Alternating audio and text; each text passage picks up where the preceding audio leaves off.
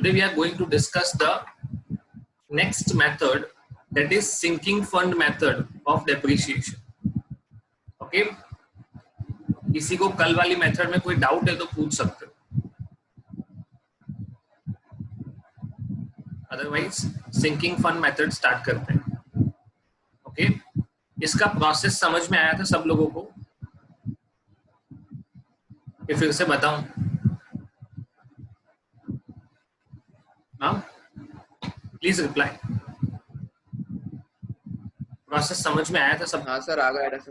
Okay, तो based on that process मैं फिर से एक बार क्विक उसका रिकैप दे देता हूँ. That you provide depreciation at the end of the year, the amount equal to depreciation. Okay, the amount equal to depreciation is invested at the end of first year. In the second year, you receive interest on the same. You again charge depreciation, and the amount of depreciation plus interest, जो annual depreciation है और आपने पहले साल का जो interest earn किया, वो दोनों मिला के आपको सेकेंड ईयर के एंड में इन्वेस्टमेंट करना है. And this process will keep on going until the end of 9th year. अगर 10 साल का हमारा एसेट का यूजफुल लाइफ है, then this process will go on till 9th year. 10th year में डेप्रिसिएशन चार्ज होगा बट इन्वेस्टमेंट नहीं होगा. ओके, बिकॉज 10th ईयर में हमको इन्वेस्टमेंट को लिक्विडेट करना है. Is it okay? Now, sometimes it happens that the company or the business has invested in a particular type of security. Now, they are getting a better option than the existing security. उन्होंने जहाँ पे भी investment किया है उससे कोई better option मिल रहा है. अभी भी एसेट का यूजफुल लाइफ खत्म नहीं हुआ है ना? एसेट का यूजफुल लाइफ 10 साल है और अभी 3-4 साल ही हुए हैं. उसके बावजूद भी हम इन्वेस्टमेंट बेच देते हैं. We sell the investment, we get the money and it is reinvested at a better place. ऐसा हम पढ़ते हैं ना, from inefficient place to inefficient place. हमने जो कोई सिक्योरिटी में इन्वेस्टमेंट किया था उससे कोई बेटर ऑप्शन मिलेगा तो जो एग्जिस्टिंग सिक्योरिटी है उसको लिक्विडेट कर देंगे और नई वाली सिक्योरिटी में री इन्वेस्ट कर देंगे. तो ऐसा भी होता है during the useful life of asset. Okay, इसका दूसरा एक ऑप्शन क्या पॉसिबल है कि अगर आपको डेप्रिसिएशन का अमाउंट इन्वेस्ट नहीं करना है किसी भी सिक्योरिटी में, if you do not want to invest in a particular security, then you can pay the amount as an insurance premium. You can pay the amount as an insurance premium with a stipulated maturity period. तो आप insurance company के पास जा सकते हो, उनको अपनी requirement बता सकते हो कि मुझे 10 साल के बाद इतना पैसा चाहिए, तो मुझे कौन सा प्लान लेना चाहिए, कितना प्रीमियम पे करना चाहिए ताकि मुझे 10 साल के बाद इतना अमाउंट गारंटीड मिले. Okay, so either of the option is possible. Either you invest the amount in securities और you take an insurance policy. Okay, वो भी अलाउड है. Now, what will be the accounting treatment? जैसा मैंने process बताया था वैसा अकाउंटिंग ट्रीटमेंट होगा. और कल मैंने आपको ऐसा बोला था कि अगर एक्सेस अमाउंट है तो जनरल रिजर्व में ट्रांसफर हो जाएगा और शॉर्टफॉल है या डेफिसिट है तो it will be debited to P&L. तो इसमें किसका कंपैरिजन देखना है? ओके, एक आपके पास सिंकिंग फंड है जो आपने हर साल क्रिएट किया है bye charging depreciation. You have created a sinking fund. Okay, that sinking fund is created by way of charging depreciation on asset. Okay, तो अब जब ये पूरा प्रोसेस खत्म हो जाएगा, है ना, हमारा सिंकिंग फंड में इन्वेस्टमेंट है उसको लिक्विडेट कर दिया, नया एसेट परचेस कर लिया, मतलब ये सारी प्रोसेस खत्म होने के बाद सिंकिंग फंड अकाउंट में जो बैलेंस है, whatever balance is there in the sinking fund account, if it is more than the book value of asset, मतलब मैंने जिस कॉस्ट पे एसेट को खरीदा था, say for example it is 15 lakh और मैंने अभी तक जो सिंकिंग फंड जनरेट किया वो हो गया 14,50,000. So my sinking fund is less as compare to the cost of asset, मेरा कॉस्ट ऑफ असेट ज्यादा था और मैंने सिंकिंग फंड जो क्रिएट किया वो उससे थोड़ा कम हुआ, it is a shortfall, then the shortfall would be debited to P&L account. Okay, अगर इनवर्स सिनेरियो है कि मेरे पास सिंकिंग फंड 16 लाख है और मेरा कॉस्ट ऑफ असेट 15 लाख था, okay, then I have 1 lakh excess and that would be transferred to general reserve. Okay, अगर shortfall है then it would be debited to P&L, अगर excess है then it would be transferred to general reserve. Any doubt with that? No sir. General entry पढ़ेंगे तब clear हो जाएगा। Okay, अब you have to be very careful. Okay, सबसे पहला entry क्या है, depreciation account debit to sinking fund account. हम यहाँ पे डेप्रीशिएशन टू असेट नहीं कर रहे हैं, depreciation to sinking fund account कर रहे हैं, means we are not disturbing the value of asset, हम असेट की वैल्यू को डिस्टर्ब नहीं कर रहे हैं, it will remain as it is, okay, during the useful life. Okay, second, as usual we have debited the P&L and credited the depreciation. हमें depreciation को always year end में P&L में transfer करना पड़ता है, okay, because depreciation is a nominal account. तीसरा, जितना हमने depreciation charge किया था equal amount would be invested, मतलब हमारे पास से पैसा गया और investment आया। Is that fine? हमारे पास से पैसा गया और इन्वेस्टमेंट आया, तो sinking fund investment account debit to bank account. These are the entries for first year.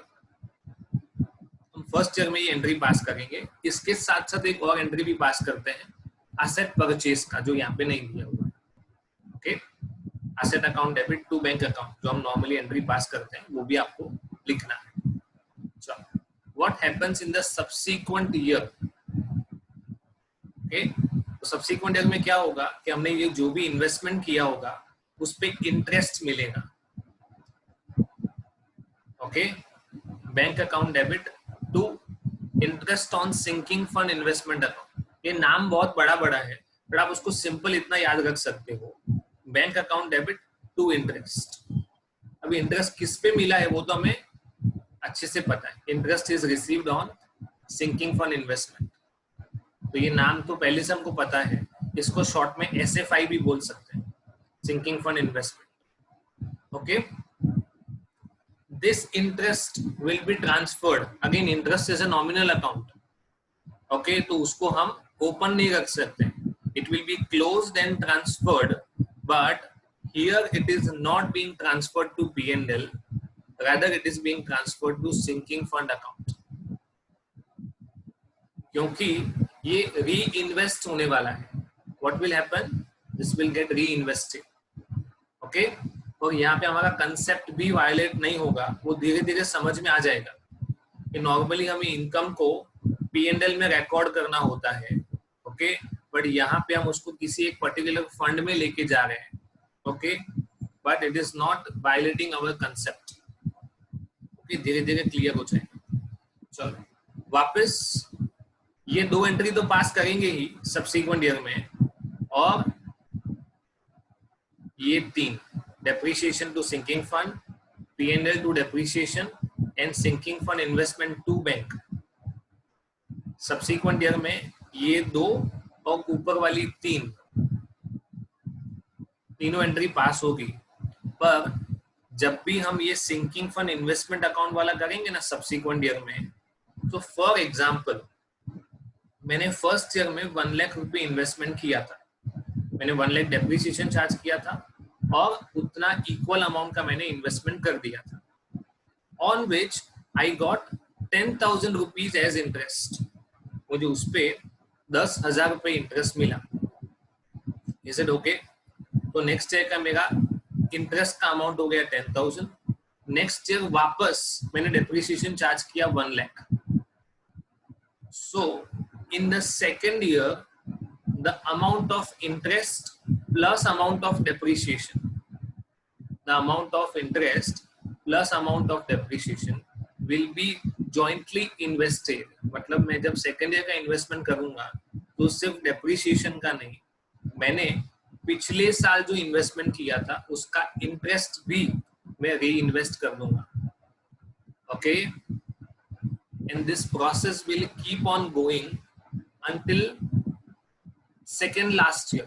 हमारा जो यूजफुल लाइफ है उसका सेकेंड लास्ट ईयर तक प्रोसेस चलता रहेगा. लास्ट ईयर में डेप्रिसिएशन चार्ज होगा, उसको पीएनएल में ट्रांसफर किया जाएगा, पर उसका इन्वेस्टमेंट नहीं किया जाएगा.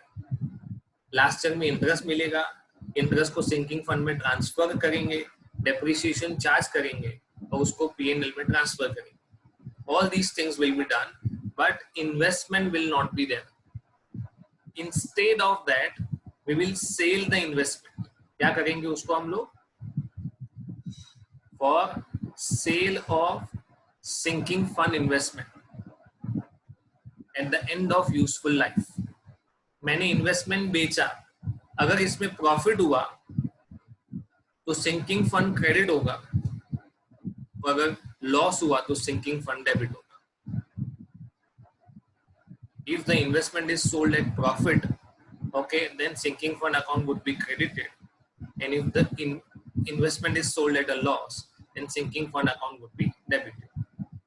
है ना, मेरा फंड का बैलेंस बढ़ेगा या कम होगा naturally. Now the entry that I was talking about, sinking fund में से बैलेंस कहाँ पे ट्रांसफर हो रहा है? एसेट अकाउंट में. कितना amount? Equal to the book value. मतलब अगर मेरे एसेट की बुक वैल्यू 12 लाख है तो सिंकिंग फंड में से 12 लाख रुपीस एसेट अकाउंट में ट्रांसफर हो जाएगा. ओके, उसके बाद भी अगर सिंकिंग फंड में बैलेंस बचता है then it would be transferred to general reserve, और अगर शॉर्टफॉल होता है then it would be debited to PNL. Okay, अगर एक चीज को आपने ध्यान से देखा हो, मैंने आपको वेरी फर्स्ट एंट्री में ऐसा कहा था कि मैं यहाँ पे असेट की जगह पे कौन सा अकाउंट क्रिएट कर रहा हूँ, है ना.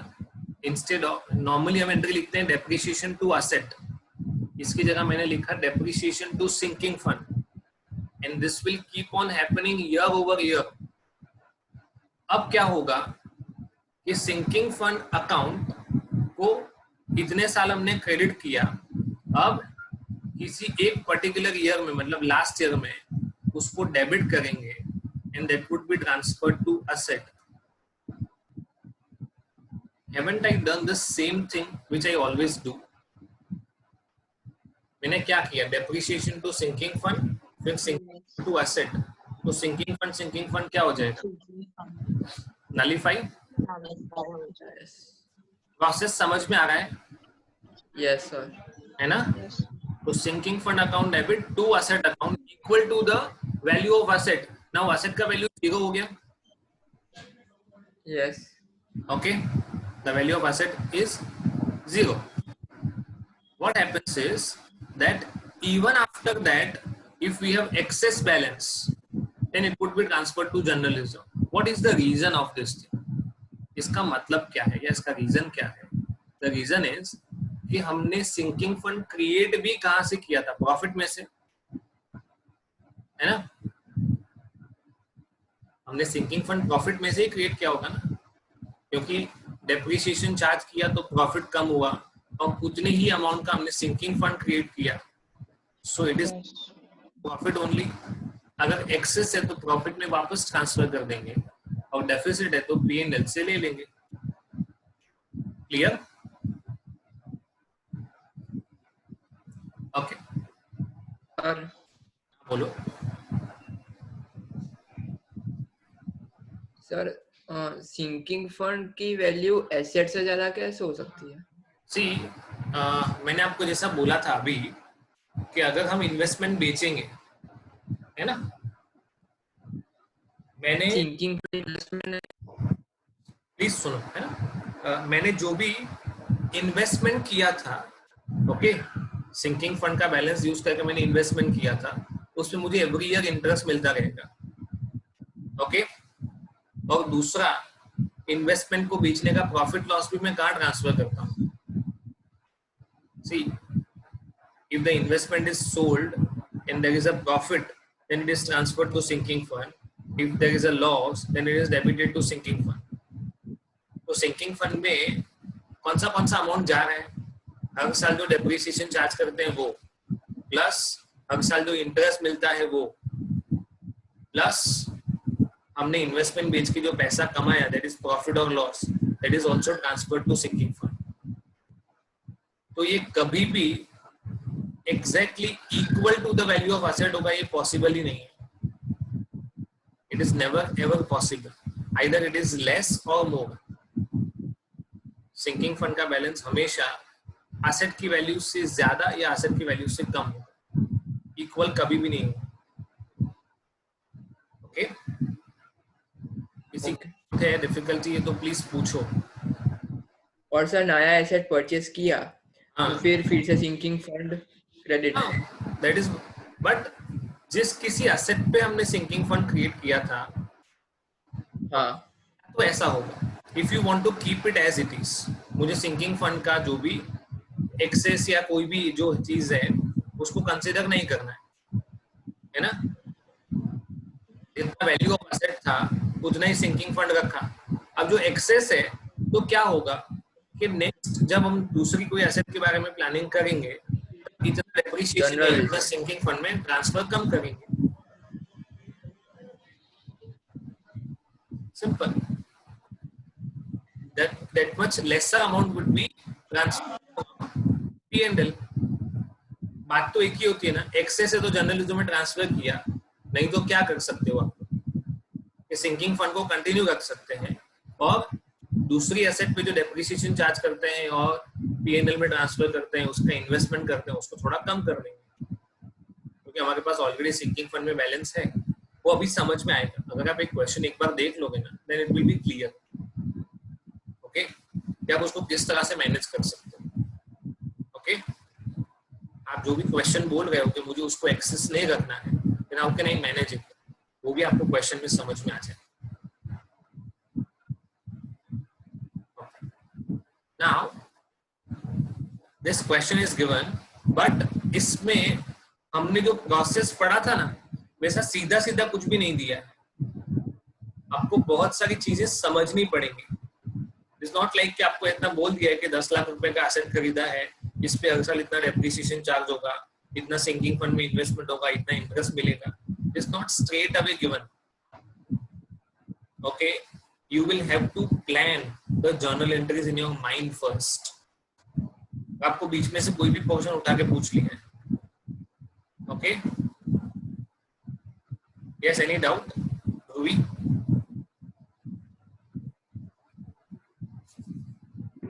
No, sir. Okay, fine. So they will ask anything from in between, मतलब प्रोसेस पूरा जो मैंने आपको बताया कि एसेट खरीदो, डेप्रिसिएशन लगाओ, P&L में ट्रांसफर करो, सिंकिंग फंड क्रिएट करो, है ना? ऐसा क्वेश्चन आ भी सकता है और या तो बीच में से कुछ भी पूछ सकते हैं कि कोई भी एक अकाउंट बना के बताओ, but there should be clarity in your mind about the process. Process तो होना ही चाहिए यार। लेट्स सी, जो भी मेन पॉइंट्स है वो पढ़ रहे हैं। Okay, Z limited purchase the property for ₹10 lakh. कब खरीदा है? 2013 में। वो कब एक्सपायर होने वाला है? 31st March 2016. What is the time period? How many years? 3. Okay. They have decided to set up a sinking fund. Company ने डिसाइड किया है कि हम इसके लिए सिंकिंग फंड बनाएंगे। ओके, अब देखो, आपको पूरा इधर बोल दिया है कि सिंकिंग फंड के साथ करना क्या है। Will be credited or debited with annual contribution from profit, interest on investment, any profit or losses made on realization of sinking fund investment. तो हमने देख लिया है कि हम जो भी प्रॉफिट में से डेप्रिसिएशन चार्ज करते हैं, it is ultimately transfer to sinking fund. कोई इंटरेस्ट मिलता है तो वो भी सिंकिंग फंड में ट्रांसफर होता है। अगर इन्वेस्टमेंट बेच के प्रॉफिट होता है तो वो भी सिंकिंग फंड में ट्रांसफर होता है, लॉस होता है तो वो भी सिंकिंग फंड में ट्रांसफर होता है। ओके, आप सबको सुनाई दे रहा है? Yes, sir. Okay, fine. So now what is happening is कि 2014 के एंड में a contribution from profit of rupees 3,20,000 was made and this sum was invested. हमने कितना डेप्रिसिएशन लगाया? 3,20,000 और उस अमाउंट को हमने इन्वेस्टमेंट कर दिया। ओके, क्या एंट्री लिखेंगे वो बताओ। सबसे पहली एंट्री क्या थी? डेप्रिसिएशन डेबिट होगा या क्रेडिट होगा? Depreciation to sinking debit fund. Account, depreciation account debit to asset की जगह मैंने बोला था to sinking fund account. Sinking. Okay, वही अमाउंट को हम इन्वेस्टमेंट करते हैं। We are sinking the amount. Okay, तो हमारे पास से पैसा गया और इन्वेस्टमेंट आया। So investment account debit to bank account. Okay, sinking fund investment account debit to bank account. Now what happens in the next year? Okay, investment which originally costed rupees 1,10,000 was sold for rupees 1,20,000 and the proceeds of sale were reinvested. चलो one by one जाते हैं। कितने रुपए का investment था? 110। कितने में बेचा? 120 में। ओके, तो हमारे पास पैसा आया और इन्वेस्टमेंट गया। ओके, हम दो अलग अलग एंट्री पास करेंगे। Bank account debit to investment, पैसा आया और इन्वेस्टमेंट गया 1,20,000। ओके, प्रॉफिट हुआ कि लॉस हुआ? Profit. प्रॉफिट होगा तो लिखेंगे sinking fund investment account debit to sinking fund account. Profit की वजह से सिंकिंग फंड बढ़ेगा, लॉस की वजह से कम होगा। Okay, so sinking fund investment account debit to sinking fund account 10,000। Is it okay? अच्छा, Yes. 2015 31 मार्च मतलब सेकेंड ईयर एंड। तो याद रखेंगे जो पहले साल में इन्वेस्टमेंट किया था। Interest. सॉरी, एक और चीज, हमने इन्वेस्टमेंट बेचा, उसका प्रॉफिट ट्रांसफर किया और एक और चीज बोला, the proceeds of sale were reinvested, मतलब फिर से इन्वेस्टमेंट कर दिया। सो वापस sinking fund investment account debit to bank account. इस एक लाइन की 3 जर्नल एंट्री हुई।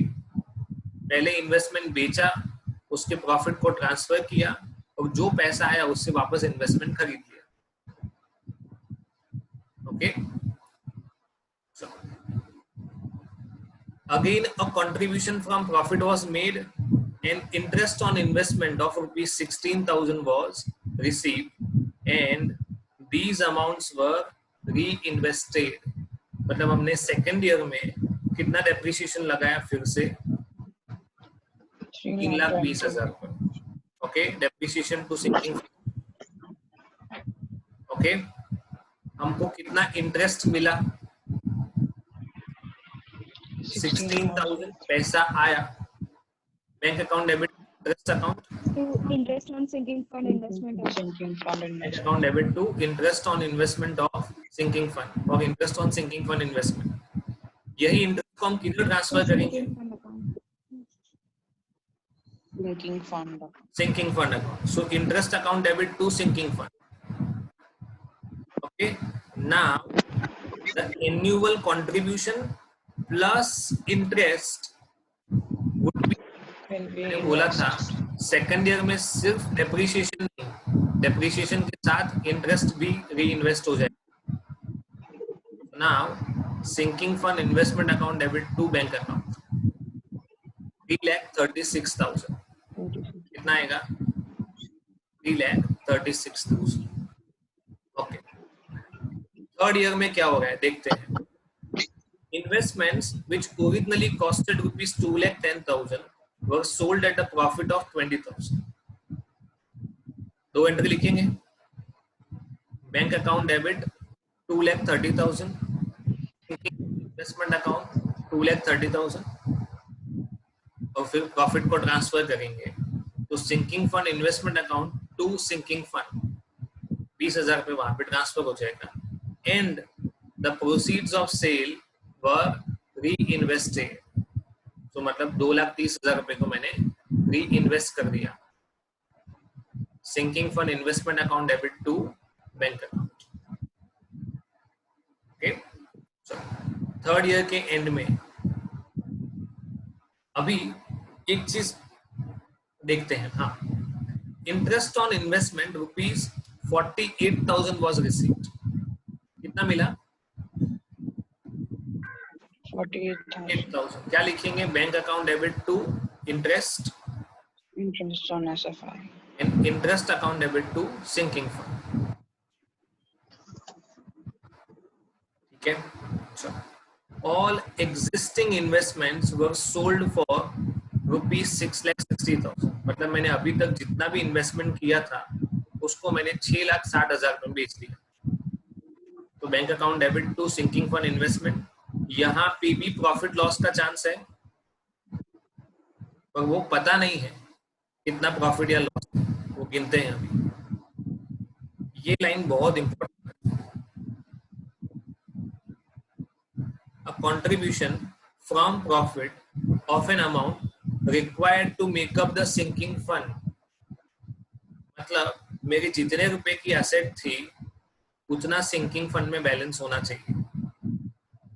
तो जितना भी शॉर्टफॉल हो रहा है that would be debited from profit and loss account.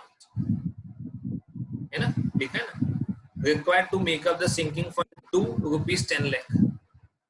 Sinking fund में जितना भी शॉर्टफॉल है, से फॉर एग्जांपल 7 लाख हुआ सिंकिंग फंड का balance.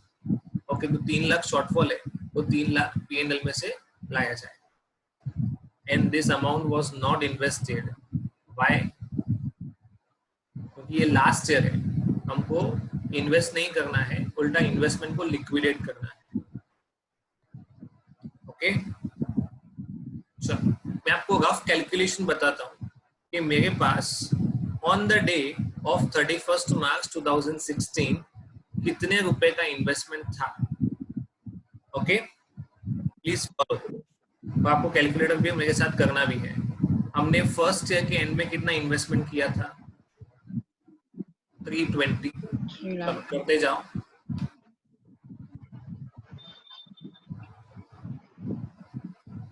Minus 110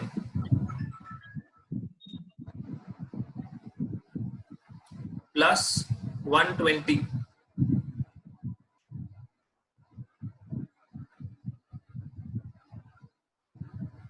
plus 336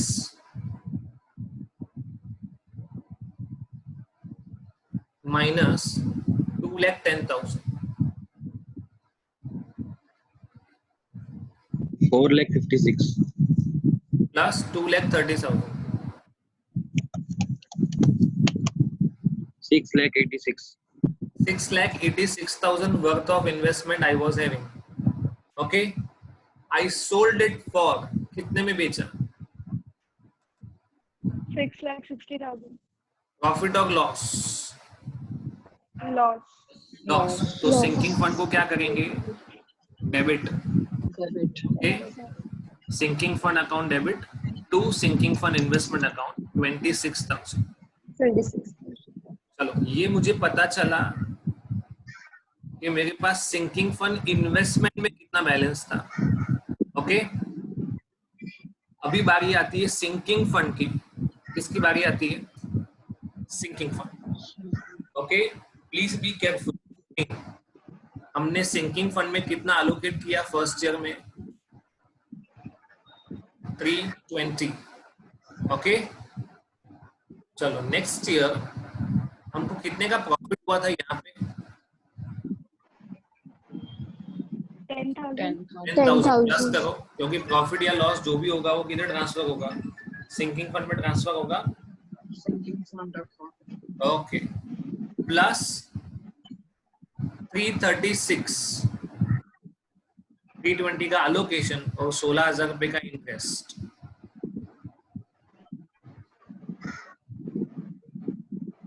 plus 20,000 plus 48,000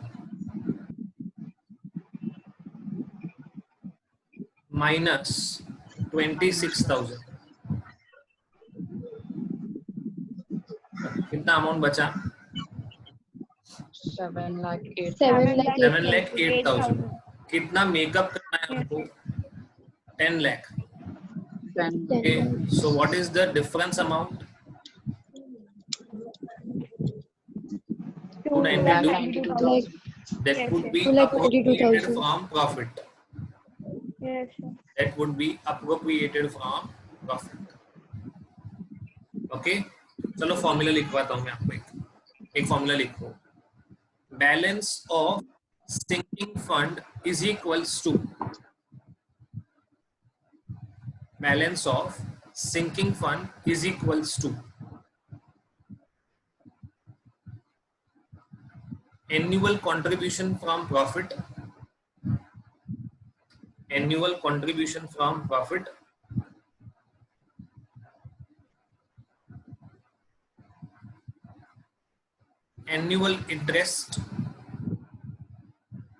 annual interest उसको प्लस करेंगे है ना एनुअल इंटरेस्ट को प्लस करेंगे फिर से प्लस करो profit on sale of investment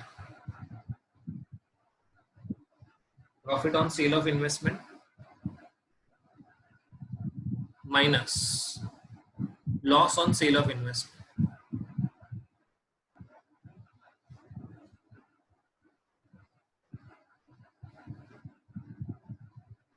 अभी आप खुद करके देखोगे तो समझ में आ जाएगा देखो मैं कहा एनुअल कंट्रीब्यूशन 2 ही बार हुआ है 320 कितना हो गया 640 देखो 640 is equals to 6,40,000 okay plus interest on investment मुझे 2 बार इंटरेस्ट मिला एक बार 16,000 एक बार 48,000 48,000 करो 64,000 प्लस करो ओके उसके बाद profit on sale of investment तो एक बार 10,000 रुपए और एक बार 20,000 टोटल प्रॉफिट 30,000 734 एक सेकेंड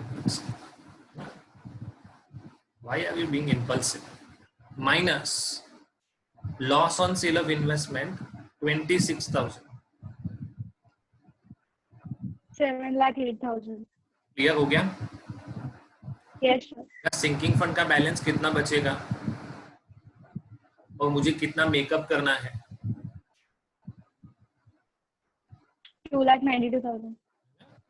मैंने इतना बता दिया ना क्वेश्चन सॉल्व है और तुमको ये प्रोसेस समझ में आना चाहिए कि मुझे कोई भी बैलेंस कैलकुलेट कैसे करना है ना I have taught this without journal entries बोली है पर ये जो बैलेंस फाइंड आउट करना है वो बिना जर्नल एंट्री के बताया आपको need to be careful okay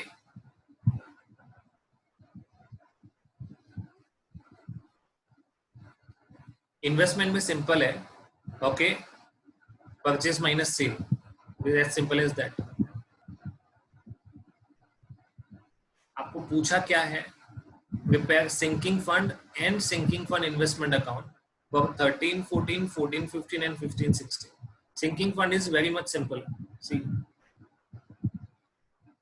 first year में कितना अप्रोप्रिएट किया था 320 वो आपका हो जाएगा क्लोजिंग बैलेंस नेक्स्ट ईयर का ओपनिंग बैलेंस नेक्स्ट ईयर में भी उतना अप्रोप्रिएट किया है ना एंट्री फर्स्ट देखो डेप्रिसिएशन टू सिंकिंग फंड तो सिंकिंग फंड अकाउंट में क्रेडिट होगा ना और 10,000 रुपए profit on sale of investment 16,000 रुपए इंटरेस्ट इन सबको मिला के मेरा सेकेंड ईयर का बैलेंस हो जाएगा 6,66,000